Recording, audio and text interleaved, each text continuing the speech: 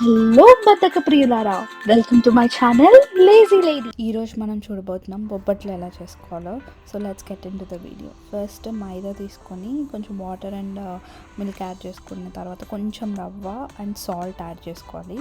బాగా ఇప్పుడు నేను చూపిస్తున్నట్టు మిక్స్ చేసుకొని కొంచెం హెవీగా కొంచెం ఆయిల్ వేసుకొని స్టిక్కీగా ఉండకుండా చేసుకోండి. సో ఇప్పుడు నేను చూపించినట్టు బెల్లం అండ్ శనగపప్పు, నానబెట్టిన శనగపప్పు ఉడకపెట్టి మిక్సీలో చేసుకున్న తర్వాత లైక్ ఇంత స్మూత్గా రావాలి మొత్తం ఆ పేస్ట్.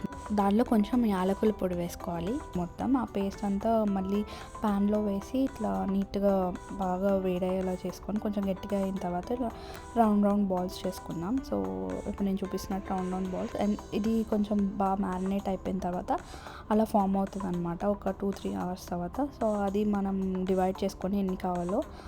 సో దానిలో నేను ఇందాక చూపించిన బెల్లం ఇంకా శనగపప్పు చేసుకున్న బాల్స్ని స్టఫ్ చేసి ఇలా ఒత్తుకోవాలి. మనం బాగా ఆయిల్ చేతికి రాసుకొని లైక్ కవర్ ఏదైనా కింద పెట్టుకొని ఇట్లా స్టఫ్ చేసుకొని ప్యాన్లో వేసుకుంటే బొబ్బట్లు రెడీ. చూస్తున్నారు కదా ఎంత బాగా వచ్చాయో నాకు.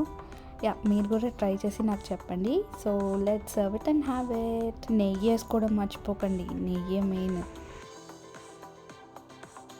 For watching the video.